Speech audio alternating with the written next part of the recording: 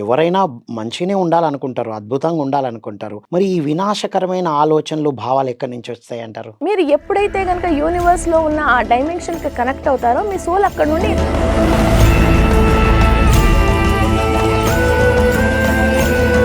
మన భావన రిలీజ్ చేస్తేనే అట్రాక్ట్ అవుతున్నాం అన్నది మేడం.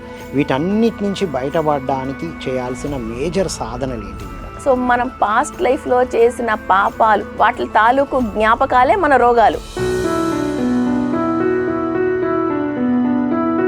అంటే మన చక్రాస్తోనే లోయర్ వరల్డ్స్ అయినా హయ్యర్ వరల్డ్స్ అయినా కనెక్ట్ అయి ఉన్నాయి ఆల్రెడీ. ఒక్కొక్క చక్రాకి ఏవైతే బాడీ పార్ట్స్ ఉన్నాయో ఆ బాడీ పార్ట్స్